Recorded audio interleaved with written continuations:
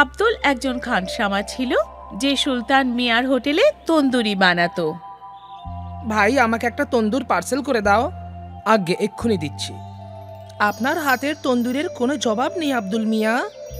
আমি অনেক হোটেলের তন্দুর খেয়েছি, কিন্তু আপনার হাতের তন্দুরের মতো স্বাদ কোথাও পাওয়াই যাবে না। ধন্যবাদ, আপনার যে আমার তন্দুরি ভালো লেগেছে সেটাই অনেক। আব্দুল অনেক বছর ধরে এই হোটেলেই কাজ করছিল। সবকিছু ঠিকই চলছিল। তারপর একদিন সুলতান মিয়ার ছেলে আফজল হোটেলের দেখাশোনা করতে আরম্ভ করলো। ভাই, আপনার হোটেলের তন্দুরির তো কোনো কথাই নেই। হ্যাঁ হ্যাঁ হ্যাঁ, আমি জানি জনাব। অনেক লোক আব্দুল মিয়ার তন্দুরির খুব প্রশংসা করেন। এই শুনে আব্দুল হাসল। সে আফজলের মনে দুষ্টু বুদ্ধির ব্যাপারে জানত না। আফজল ভেবে রেখেছিল যে ও তন্দুরি কাউন্টার আরো বড় করে বানাবে এবং আরো অনেক খানসামা রাখবে। আব্দুল ভাই, এবার আপনাকে অন্যান্য খানসামাদেরও আপনার মতন তন্দুরি বানাতে শেখাতে হবে। আসলে ব্যাপারটা হলো, আমি তন্দুরির কাউন্টারটা বড় করতে চলেছি যাতে আরো বেশি অর্ডার নিতে পারি, সেই জন্য। হ্যাঁ নিশ্চয়ই, আমি সব খানসামাদের শিখিয়ে দেবো। এই শুনে আফজল খুশি হলো। কিছুদিন পর তন্দুরি কাউন্টার বড় হয়ে গেল। আরো দুজন খানসামা কাউন্টারে এলো, আলতাফ আর আরবাজ। এবার আমাকে ভালো করে দেখো আর শেখো। যদি আমার মতন ভালো করে তন্দুরি বানাতে পারো তাহলে গ্রাহক তোমাদেরও তারিফ করবে। আব্দুল দুজনকে ভালো করে তন্দুরি বানাতে শেখাতে লাগলো। কিছুদিনের মধ্যেই ওরাও আব্দুলের মতন তন্দুরি বানাতে শিখে গেল। আশা করি এবার আপনার হোটেল খুব ভালো ব্যবসা করবে এবং ভালো লাভ করবে। আপনার আশীর্বাদ থাকলে সবই হবে আব্দুল মিয়া। আব্দুল ভালো মনে ওই দুজন খানসামাকে তন্দুরি বানাতে শিখিয়েছিল, কিন্তু আফজল খুব চালাক ছিল। ওর মনে শুধু টাকা রোজগার করার জেদ ছিল। তাই জন্য ও একটা নতুন পোল্ট্রিওয়ালার সাথে সওদা করলো। এই পোল্ট্রিওয়ালা আফজলকে সস্তা দামে মরা মুরগি বিক্রি করতে লাগলো, যার জন্য আফজলের লাভ বেড়ে গেল। তন্দুরি কাউন্টার বড় হয়ে যাওয়ার কারণে গ্রাহকও বেড়ে গিয়েছিল। সবকিছু ঠিকঠাক চলছিল, কিন্তু একদিন যখন আব্দুল বেশ রাত পর্যন্ত হোটেলে ছিল, তখন হোটেলের মালিক সুলতান সেখানে এলো। বাবা আফজল, কেমন চলছে হোটেল? খুব ভালো আব্বা। আমি শুনেছি তুই নাকি পোল্ট্রিওয়ালা বদলে দিয়েছিস। হ্যাঁ আব্বা, এই পোল্ট্রিওয়ালা আমাদের কম দামে মুরগি দিচ্ছে। আচ্ছা, কিন্তু কি করে দিচ্ছে? কারণ সেই মুরগিগুলো আগে থেকেই মরা। ইয়া খোদা, এ কি পাপ করছিস বাবা? এটা ভুল। এরকম পাপ করো না। যদি আমাদের তন্দুরি খেয়ে কারোর শরীর খারাপ হয় তাহলে খোদা আমাদের ক্ষমা করবেন না বাবা। এরকম কিছুই হবে না আব্বা। সব হোটেলওয়ালাই এটাই করে। আমার সব বন্ধুদের হোটেলে এটাই হয়। এখনো কারোর শরীর খারাপ হয়নি, আর আগেও হবে না। আমার কাজ ছিল তোমাকে সাবধান করা, বাকি তোমার ইচ্ছা। এখন এই হোটেল তোমার, আর তুমি এটার মালিক। ভালো হোক বা মন্দ হোক সেটা তোমার সিদ্ধান্ত, ঠিক আছে? সুলতান সাহেব ওখান থেকে চলে গেলেন। এই পুরো কথাবার্তা আব্দুল শুনে নিয়েছিল। কিছুক্ষণ পরে সেও নিজের বাড়ির দিকে চলে গেল। রাত্রে আব্দুল এই ব্যাপারে চিন্তা করতে লাগলো। আমি এমন জায়গায় কাজ করতে পারবো না যেখানে মানুষের শরীর স্বাস্থ্য নিয়ে খেলা করা হয়। এটা একদম ভুল কাজ। কিন্তু আফজল মিয়া আমার কথা শুনবে না। ভালো এটাই হবে যে আমি এই কাজটা ছেড়ে দিই। আব্দুল ভেবে নিয়েছিল যে ও সুলতান হোটেলে খানসামার কাজ ছেড়ে দেবে। পরের দিন সকালেও হোটেলে গেল। আমি কাল সবকিছু শুনে নিয়েছিলাম। এই কাজ করতে আমার মন আমাকে সায় দিচ্ছে না। আমি এই হোটেল ছেড়ে চলে যাচ্ছি। ভালো কথা। তোমার কি মনে হয় তুমি চলে গেলে আমার হোটেল বন্ধ হয়ে যাবে? কখনোই না।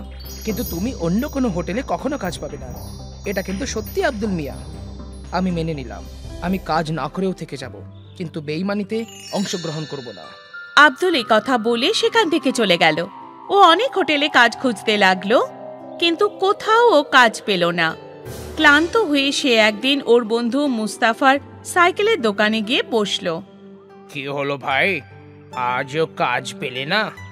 না বন্ধু, জানি না এবার কি করব। আমি তন্দুরি বানানো ছাড়া আর কোনো কাজ করতেও পারি না। তোমাকে কে বলেছে অন্য কাজ করতে? আমি তো এটা বলছিলাম যে তুমি তোমার নিজের তন্দুরির কাউন্টার খুলে ফেলো। অত টাকা নেই আমার কাছে। তন্দুর বানাতে অনেক টাকা লাগে, আর তার উপরে হোটেলও তো চাই না। তার উপর তার ভাড়া, এত কিছু আমি কি করে করব? তোমার দুটো সমস্যার একটাই সমাধান আছে আমার কাছে, একটু অপেক্ষা করো। মুস্তাফা দুটো পুরনো সাইকেলের রিম নিয়ে তার মধ্যে দিয়ে একটা শিক ঢুকিয়ে দিল। নে, তৈরি হয়ে গেছে। এটা কি? বোঝাচ্ছি তোকে। মুস্তাফার কাছে একটা হাতগাড়ি ছিল। মুস্তাফা হাতগাড়ির ওপর একটা লোহার পাট ঢুকে আটকে দিল, আর তারপর সেই তন্দুর ওই হাতগাড়ির ওপর রেখে দিল। এবার এটার নিচে তুই জ্বলন্ত কয়লা রাখ, আর এটা ঘুরিয়ে ঘুরিয়ে তন্দুরি বানা। আরে বাহ, এটা তো খুব ভালো। তুই এটা ভাবলি কি করে? আমি তোর সাহায্য করতেই চাইছিলাম, তাই এটা আমার মাথায় এলো।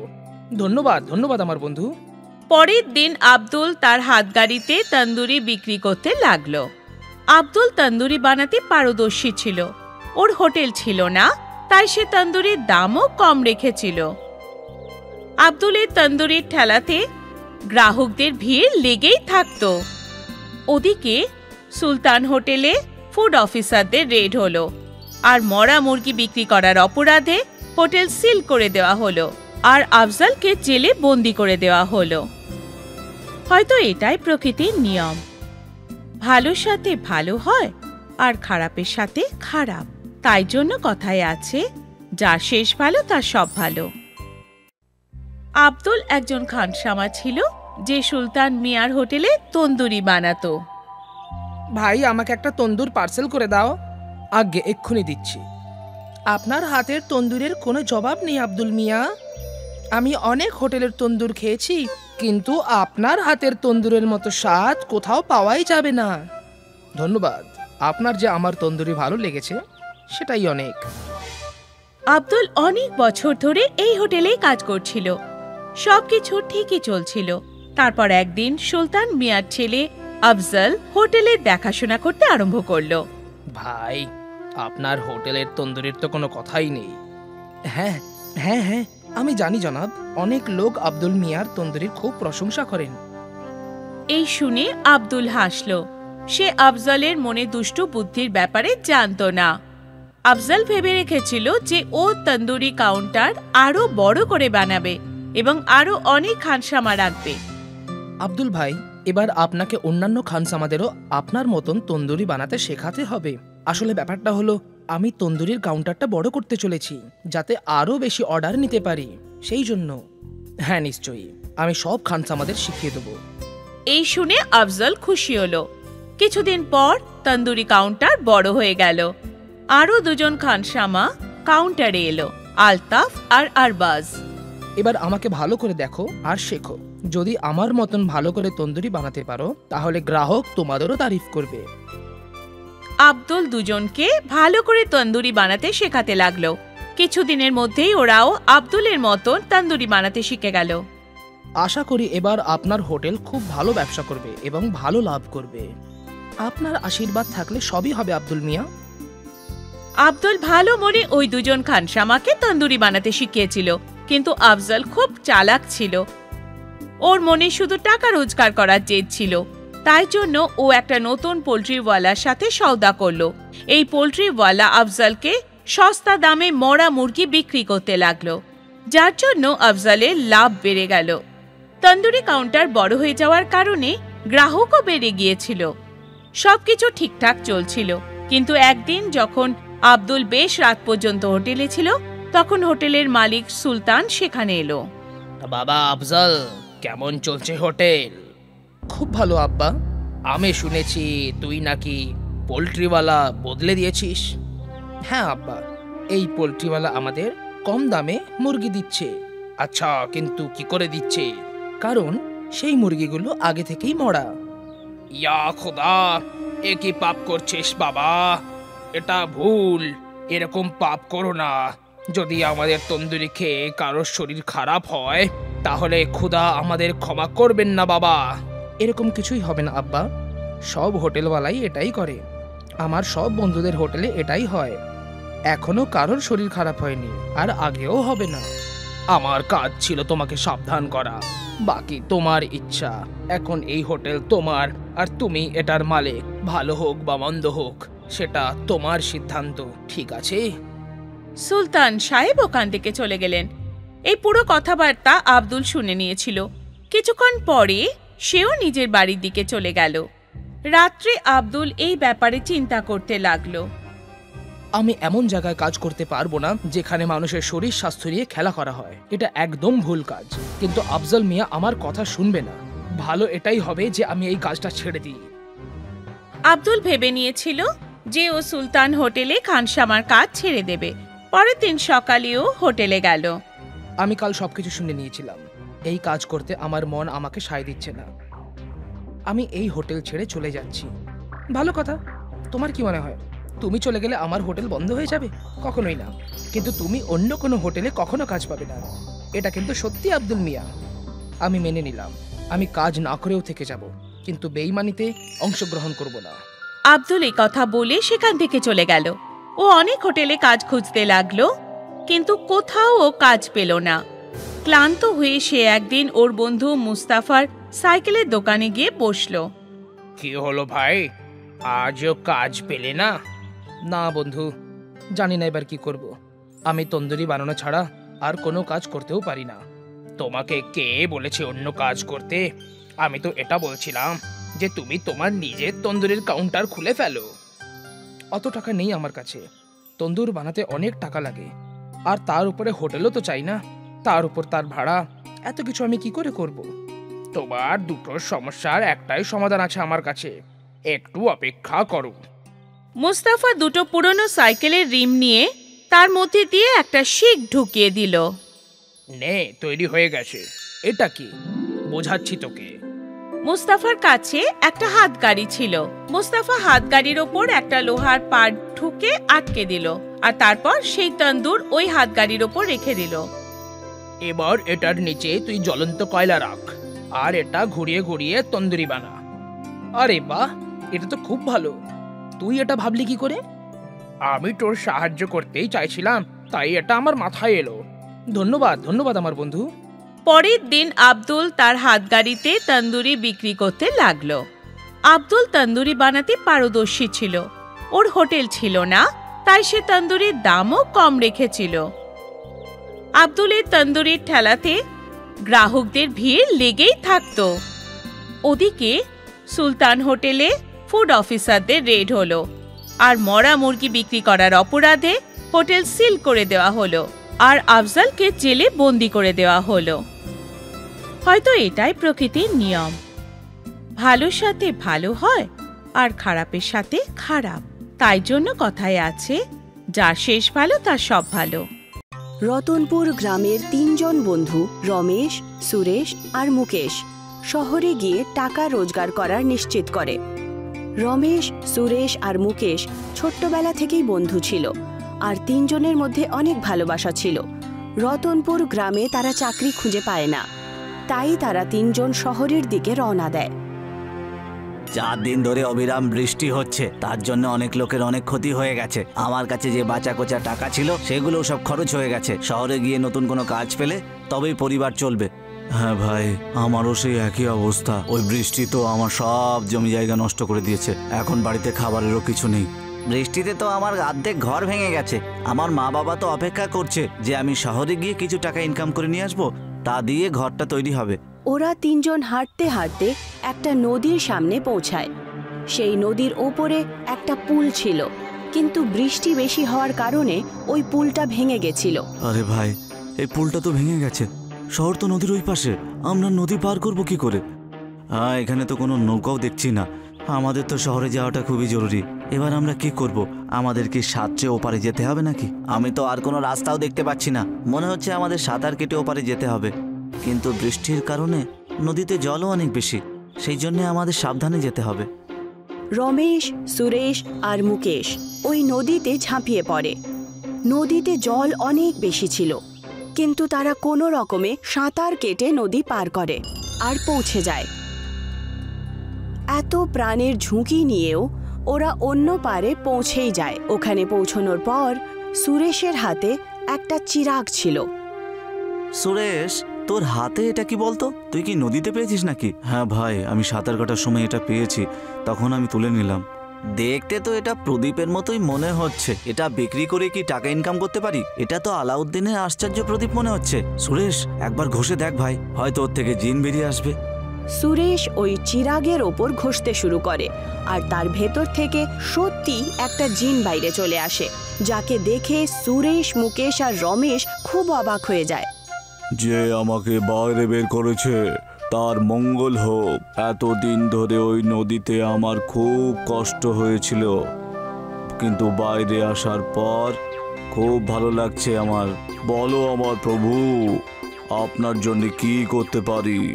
সুরেশ, মুকেশ আর রমেশ একে অপরের দিকে তাকায়, আর তারপর জিনের দিকে অবিশ্বাসী চোখে দেখতে শুরু করে।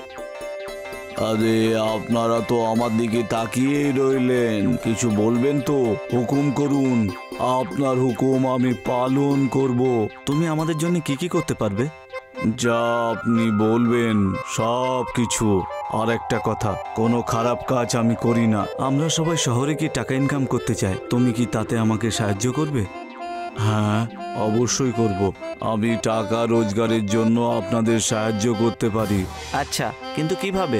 আপনারা তিনজন শহরে গিয়ে হোটেল খোলো একটা। আমি জাদুই তন্দুরি রুটি বানাতে পারি। হোটেলে আমি জাদুই তন্দুরি রুটি বানাবো, আর আপনারা তিনজন সেটা বিক্রি করবেন। তারপর দেখবেন আপনাদের কাছে টাকা ভরে যাবে। কিন্তু আমরা হোটেল খুলবো কি করে? আমাদের কাছে তো অত টাকা নেই। আমাদের হয়তো ধার নিতে হবে, তারপর আমাদের কাছে যখন টাকা আসবে তখন ধার শোধ করে দেব। রমেশ, সুরেশ আর মুকেশ জিনকে নিয়ে শহরে পৌঁছে যায়। ওখানে ঋণে টাকা নিয়ে একটা হোটেল খুলে দেয়। সেই হোটেলের নাম রাখা হয় জিনখানা, আর তার স্পেশালিটি ছিল তন্দুরি রুটি। জিন যেই তন্দুরি রুটি বানাতো সেটা খুবই সুস্বাদু হতো, আর লোকেরা খুব মন ভরে খেত। কিছুদিনের মধ্যেই ওই হোটেল খুব ফেমাস হয়ে যায়, আর তাদের ভালো আমদানিও হতে শুরু করে। তাদের হোটেলে তন্দুরি রুটি খাওয়ার জন্য লোকেরা ভিড় জমিয়ে দাঁড়িয়ে থাকতো। জিন, তুমি তো আমাদের জীবন বদলে দিলে। তোমার জাদুর তন্দুরি রুটি লোকে তো খুব পছন্দ করছে। তন্দুরি রুটিতে একেবারে আলাদা জাদু। তোমার এই উপকার আমরা কোনোদিন ভুলবো না। তুমি কি এই তন্দুরি রুটির রাজ আমাদের বলতে পারবে? হে আমার প্রভু, এটা আমাদের জিন লোকেদের সিক্রেট রেসিপি। আপনাদেরকে বলতে পারবো না, কিন্তু আমি সব সময় আপনাদের এটা বানিয়ে দেব, আর আপনার এই হোটেল সব সময় ভালোভাবে চলবে। এইভাবেই হোটেল শুরু হয়ে 1 বছর হয়ে যায়। রমেশ, সুরেশ আর মুকেশের হোটেলের সামনে অনেক আগে থেকেই একটা ধীরজের হোটেল ছিল, আর মালিকের নাম ছিল ধীরজ। ধীরজের হোটেল আগে ভালোই চলতো, কিন্তু যখন থেকে রমেশ, সুরেশ আর মুকেশ নিজের তন্দুরি রুটির স্পেশাল হোটেল খুলল, তখন থেকে ধীরজের হোটেল চলা বন্ধ হয়ে গেল। ধীরজ এই ব্যাপারে খুব আশ্চর্য হতো যে আসলে তারা এমন কি বানায় যে তাদের হোটেলে এত ভিড় জমা হয়। ব্যাস, অনেক হয়েছে। মনে হচ্ছে ব্যবসা এবার বন্ধ হয়ে যাবে। যখন থেকে ওরা স্পেশাল তন্দুরি রুটি বানাতে শুরু করেছে তখন থেকে তো আমাদের বেচাকেনাই চলছে না। ওরা এমন কি স্পেশাল বানায় যে ওদের তন্দুরি রুটি এত বেচাকেনা হয়, আর লোকেও খুব পছন্দ করে? এর আসল রহস্য তো আমি বের করেই ছাড়বো। ধীরজ রমেশ, সুরেশ আর মুকেশের কাছে সিক্রেট জানার জন্য চলে যায়। সে একদিন সকাল সকাল তাদের কিচেনে লুকি চুপি ঢুকে পড়ে, আর ওখানেই বসে পড়ে। ও দেখতে থাকে যে কিভাবে জিন নিজের চিরাগ থেকে বেরোয় আর তন্দুরি রুটি বানাতে শুরু করে। আচ্ছা, এটাই রাজ। এবার দেখাচ্ছি মজা। এদের জাদুই জিন আমি চুরি করে নেব, তারপর ওটা আমার হুকুম মেনে চলবে, আর আমি খুব ধনী হয়ে যাব। ধীরজ রাত্রিবেলা রমেশ, মুকেশ আর সুরেশের হোটেলে ঢুকে পড়ে, আর জিনের চিরাগ উঠিয়ে নিজের হোটেলে নিয়ে চলে আসে। ধীরজ চিরাগে জোরে জোরে ঘষতে শুরু করে, আর তার থেকে জিন বেরোনোর পরিবর্তে আগুন বেরিয়ে আসে, আর তার হোটেল পুড়তে শুরু করে দেয়। ধীরজ খুব ভয় পেয়ে যায়। ধীরজ এত ভয় পেয়ে যায় যে তার হাত থেকে চিরাগ ওখানেই পড়ে যায়, আর সে দৌড়ে রমেশ, সুরেশ আর মুকেশের হোটেলে পৌঁছে যায়। বাঁচাও, বাঁচাও, বাঁচাও, আগুন, আগুন! রমেশ, সুরেশ আর মুকেশ উঠে আসে, আর ধীরজের হোটেলে জল ছিটিয়ে মারে, কিন্তু ওই জলে হোটেলের জল নেভে না। মুকেশ ধীরজকে বলে, আরে ভাই ধীরজ, এটা আবার কিসের আগুন যে একেবারে নেভার নামই করছে না, আর আগুন দেখতেও খুব অদ্ভুত মনে হচ্ছে। ধীরজকে এইবার সত্যি বলতেই হতো, কারণ আর কোনো উপায় ছিল না। ও তিনজনকে সমস্ত কথা সত্যি সত্যি বলে ফেলে যে সে তাদের চিরাগ চুরি করে ফেলেছিল। ওরা তিনজন এই কথাটা বুঝে যায় যে জিন রেগে গেছে, তাই ধীরজের হোটেলে আগুন লেগে গেছে। ধীরাজ দাদা, আপনি এটা করবেন বুঝতে পারিনি। চুরি করলে এই হয়। দাঁড়ান, আমি জিনকে শান্ত করার চেষ্টা করছি। সুরেশ দৌড়ে দৌড়ে হোটেলের ভেতরে চলে যায় আর জিনের চিরাগ নিজের হাতে নিয়ে নেয়। তারপর সে ওই চিরাগ নিয়ে তাড়াতাড়ি বাইরে চলে আসে আর জিনকে মানাতে শুরু করে আর শান্ত হতে বলে। সুরেশের কথা শুনে জিন শান্ত হয়ে যায় আর ধীরজের হোটেলের আগুন বুঝে যায়। জিন আবার চিরাগের ভেতরে ফেরত চলে যায় আর ওই চিরাগকে সুরেশ নিয়ে নিজের হোটেলে রেখে দেয়। তারপরে ধীরজও বুঝে যায় যে চুরি করে কখনো ব্যবসায় সফলতা পাওয়া যায় না, আর ও নিজের হোটেলে আরও পরিশ্রম করতে শুরু করে দেয়। আর রমেশ, সুরেশ আর মুকেশও খুশি খুশি থাকতে শুরু করে। আব্দুল মিয়ার মৃত্যুর পরে ওনার 3 সন্তান অনাথ হয়ে গেল। এখন ওদের মাথার ওপর বাবার ছায়া নেই। এখন কি হবে? আমাদের সংসার কিভাবে চলবে? দুজন মেয়ের বিয়েও দিতে হবে। হে আল্লাহ, কিছু তো সাহায্য করো। মা, এখন আমাদের বাইরে বেরিয়ে কাজ করতে হবে। কিন্তু তুই কি কাজ করতে পারবি? আমি তো শুধু একটাই ভালো কাজ পারি, সেটা হলো খাবার বানানো। আমরা একটা বিরিয়ানির দোকান দিলে কেমন হয়? কিন্তু তাতে তো অনেক টাকা লাগবে দিদি। টাকার কথা ভেবো না, আমার গয়নাগুলো কবে কাজ আসবে। আর একবার সবকিছু ঠিক হয়ে গেলে তোমরা সবাই মিলে ছাড়িয়ে। কিন্তু মা, বাবা ওগুলো তোমার জন্য কিনেছিল। বাবু, আমার প্রথম দায়িত্ব হলো তোমরা। গয়না নিয়ে কি করব? ওগুলো তো আবার বানাতে পারবো। ঠিক আছে। শেফালি ওর মায়ের গয়না নিয়ে নিল আর বন্ধক দিয়ে 20,000 টাকা পেল। টাকা দিয়ে ওরা একটা ছোট্ট ঠেলা গাড়ি কিনলো আর 3 ভাই বোন মিলে ওই ঠেলা গাড়ি নিয়ে কাজ করত। নিয়ে যাও গরম গরম বিরিয়ানি, এত ভালো খেতে যে আঙুল চাটতেই থাকবে। নিয়ে যাও গরম গরম বিরিয়ানি। অনেক লোক ওদের দোকানে বিরিয়ানি খেলো আর সবার ওর বিরিয়ানি খুব ভালো লাগলো। বা দারুণ বিরিয়ানি, আমরা এত ভালো বিরিয়ানি কোনো দিনই খাইনি। হ্যাঁ, খুব ভালো বিরিয়ানি। ধন্যবাদ দাদা, এটা আমাদের মায়ের রেসিপি, আমাদের মায়ের স্পেশাল বিরিয়ানি। দারুণ খেতে। আর কিছুদিনের মধ্যেই ওদের দোকান ভালো চলতে লাগলো, লোকের ভিড় করতে লাগলো। আমার 2টো বিরিয়ানি পার্সেল করে দিও। ঠিক আছে। আমাকেও দাও। এখন আর নবীনকে লোকজনদের ডাকতে হয় না। দোকানে এত ভিড় হতো যে 3 জন ভাই বোন মিলে অর্ডার নিত। এই নিন আপনার অর্ডার। এটা আপনার। এটা আপনার। 1 মাস পরে শেফালিও রোজগার করার টাকা গুনছিল। এই নাও মা, এই মাসের লাভ 20,000 টাকা। কি? তুমি ঠিক শুনেছ, 20,000 টাকা। এতগুলো টাকা? আমাদের বিরিয়ানির লোকেদের খুব ভালো লেগেছে। দোকানে সবসময় খরিদ্দারের ভিড় থাকে মা। হে আল্লাহ, তোমার অনেক অনেক ধন্যবাদ। তুমি আমাদের সন্তানদের সফল করেছো। ধন্যবাদ মা। পরের মাসে তোমার গয়না আমি ছাড়িয়ে নেব ইনশাআল্লাহ। আজ শেফালির পরিবার সবাই খুব খুশি ছিল। ওর বাবার মৃত্যুর পরে প্রথমবার ওদের বাড়িতে কিছু ভালো হচ্ছিল। 3 ভাই বোন নিজেদের পরিশ্রম চালিয়ে গেল আর অনেক গুণ বেশি লাভ করতে থাকলো। এই সব কিছু আমাদের 3 জনের মিলমিশের কারণে হচ্ছে। একদম দিদি। আর আমরা সব সময় মিলেমিশেই থাকবো। হ্যাঁ, সব সময়। কিছু মাস পরে ওরা ঠেলা গাড়ি থেকে হোটেল খুলে ফেললো। নবীন কাউন্টারে বসতো, শেফালি আর সানা বিরিয়ানি বানাতো। নবীন ভাই সেই একই ঠেলাঠেলি গাড়ির মতো। হ্যাঁ, এটাই তো আমাদের মায়ের রেসিপি। দাদা, রান্না কোনোদিনও বদলাবে না। লোকজন সব সময় ওদের বিরিয়ানির প্রশংসা করত। আস্তে আস্তে ওরা পার্টির ক্যাটারিং এর কন্ট্রাক্টও পেতে থাকলো। ভাই, আমার বাড়িতে কাল একটা পার্টি আছে, 9 জনের বিরিয়ানি চাই। হ্যাঁ, একদম পেয়ে যাবেন। এখানে যেমন খায় সেই রকম যেন ভালো খেতে হয়। নিশ্চয়ই সেই রকমই খেতে হবে। আপনি চিন্তা না করে অর্ডার দিয়ে যান। 3 ভাই বোন খুব খুশি ছিল যে ওদের ব্যবসা বড় হচ্ছিল। তারপর একদিন কি হলো, এই অর্ডারটা এখনো গেল না?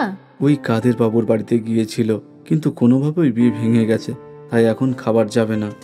হে আল্লাহ, একদম ঠিক হয়নি। তুমি এক কাজ করো, ওই খাবারগুলো গরিবদের খাইয়ে দাও, অন্তত পক্ষে আশীর্বাদ তো পাবে। ঠিক আছে দিদি। ওর বড় দিদির কথা মতো নবীন সব বিরিয়ানি ভিখারিদের খাইয়ে দিল, কিন্তু ওর ইচ্ছা ছিল না। যখন ও হোটেলে ফিরল তখন সানা ওখানেই ছিল। দিদি কোথায়? ও তো বাড়ি গেছে। আমি বুঝতে পারছি না যে দিদি এত বিরিয়ানি গরিবদের দিতে কেন বলল। কি বলছো তুমি? সানা, দিদি আজ কাদের বাবুর বাড়িতে গিয়েছিল। ওরা 300 জনের বিরিয়ানি অর্ডার দিয়েছিল, কিন্তু কোনো কারণে ওনাদের বাড়ির বিয়ে ভেঙে গেছে, তাই বিরিয়ানিও বেঁচে গেছিল। আমি ভেবেছিলাম আমরা ওই বিরিয়ানি বিক্রি করে দেবো। তখন দিদি বলল সব বিরিয়ানি গরিবদের দিয়ে দাও। এটা তো ঠিকই হলো না, আমরা ওই বিরিয়ানি বিক্রি করেও টাকা রোজগার করতে পারতাম। হ্যাঁ নিশ্চয়ই, আমাদের দিদি খুব ভালো মনের মানুষ, সেই জন্য ও হয়তো ভেবেছে যে যখন আমরা বিরিয়ানির টাকা পেয়ে গেছি তখন বিরিয়ানিও গরিবদের দিয়ে দেওয়াই ভালো, কিন্তু দ্বিগুণ লাভ করার চিন্তায় হয়তো মাথায় আসেনি। হতে পারে। তখনই শেফালি ওখানে আসে আর সানা আর নবীন ওদের আলোচনা বন্ধ করে দিল। বিরিয়ানি গরিবদের দিয়ে দিয়েছে তো? হ্যাঁ হ্যাঁ নিশ্চয়ই। অন্তত পক্ষে কাদরি বাবুর আশীর্বাদ পাক, এখন ওনার আশীর্বাদের অনেক দরকার। হ্যাঁ। সানা আর নবীন ওদের দিদির সিদ্ধান্তে রাজি ছিল না। যাক, ওদের ব্যবসা চলতে থাকলো, ওরা আরো বড় বড় অর্ডার পেতে থাকলো, ওদের হোটেলও ভালো চলছিল। তারপর কিছু মাস পরে আরেকটা অর্ডার ক্যান্সেল হয়ে গেল। নবীন, আনসারি বাবুর অর্ডার ক্যান্সেল হয়ে গেছে, তুমি এইসব বিরিয়ানি গরিবদের দিয়ে দাও। ঠিক আছে দিদি। নবীন হ্যাঁ তো বলে দিয়েছিল, কিন্তু ওর ইচ্ছে ছিল না। বড় দিদি বাড়ি যাওয়ার পরে সানা আর নবীন কথা বলতে থাকলো। আমরা কি বিরিয়ানি বিক্রি করতে পারি না? এখন তো রাত 10টা বাজে, এখন কি আর কি কোনো খরিদ্দার আসবে? একটা কাজ করি, এটা ভেতরে রেখে দিই, কালকে এটাই বিক্রি করব। হ্যাঁ হ্যাঁ, এটাই ভালো হবে। 2 ভাই বোন মিলে ওই বিরিয়ানি লুকিয়ে রাখলো। পরের দিন ওরা প্রথমে ওই বিরিয়ানি বিক্রি করলো, আর ওরা দুজন খুব খুশি ছিল, কারণ দ্বিগুণ লাভ হচ্ছিল। আর শেফালি এই কথা জানতো না। তারপর থেকে যখনই কোনো অর্ডার ক্যান্সেল হতো, সানা আর নবীন পরের দিন ওটা হোটেলে বিক্রি করত। এই ঘটনা অনেক মাস ধরে চলতে থাকলো। একদিন এই বাসি বিরিয়ানি একজন রেগুলার খরিদ্দারকে দেয়া হলো। নবীন ভাই, কিছু তো গন্ডগোল আছে, বিরিয়ানি আর তেমন খেতে নেই। এটা কি করে হতে পারে ভাই? আমরা তো বরাবর একই বিরিয়ানি বানাই। ঠিক আছে। আস্তে আস্তে সব খরিদ্দাররা বিরিয়ানিতে গন্ডগোল বুঝতে পারলো, আর ওদের এটা খেতে ভালো লাগছিল না। হঠাৎ করে ওদের হোটেলে খরিদ্দার কমে গেল। তখনই শেফালি ভাবতে থাকলো, হঠাৎ করে এমন কি করে হয়ে গেল? আমাদের খরিদ্দার কমে গেল কি করে? এইভাবে চলতে থাকলে কিভাবে হবে? নবীন ওর ভুল বুঝতে পারলো, ওর দিদির কাছে কাঁদতে থাকলো। আমার দোষ, আমি আর সানা দিদি মিলে খরিদ্দারকে বাসি বিরিয়ানি খাইয়েছি। কি? নবীন ওর দিদির সামনে সব ভুল স্বীকার করে নিল। এটা তুই কি করলি? বেশি লাভ করার চক্করে ব্যবসায় খারাপ করে দিলি। এবার আমরা গ্রাহককে কি করে ফেরত আনবো? আমাদের ক্ষমা করে দাও দিদি। আমরা জানতাম না যে এরকম কিছু হবে। তোমার লোভের জন্য সবকিছু শেষ হয়ে গেল। 3 জন ভাবতে লাগলো যে ওরা এখন কি করবে। তারপর পরের দিন শেফালি একটা উপায় পেল। শেফালি একটা বোর্ডে লিখল, আমাদের ক্ষমা করে দিন, আমাদের ভুলের জন্য আপনাদের বিরিয়ানি খেতে হয়েছে, আমরা লজ্জিত। সেই জন্য আগামী 1 সপ্তাহ ধরে আমরা সবাইকে বিনা পয়সায় বিরিয়ানি খাওয়াবো। এই বোর্ডটা শেফালি হোটেলের বাইরে টাঙিয়ে দিল। কাস্টমাররা বোর্ড পড়ে ফ্রিতে বিরিয়ানি খাওয়ার জন্য হোটেলে এলো, আর আবার একবার ওদের টাটকা বিরিয়ানির স্বাদ ভালো লাগতো। এটা তো একেবারে আগের মতো। হ্যাঁ হ্যাঁ, দারুণ লাগলো। যদি ওদের 1 সপ্তাহ ফ্রিতে বিরিয়ানি খাওয়াতে হলো, কিন্তু ওদের সমস্যার সমাধান হয়ে গেল। ওদের খরিদ্দাররা ফিরে এলো, আর সানা আর নবীন বুঝতে পারলো যে লোভ বাজে জিনিস। আবার একবার আম্মির বিরিয়ানি চলতে থাকলো।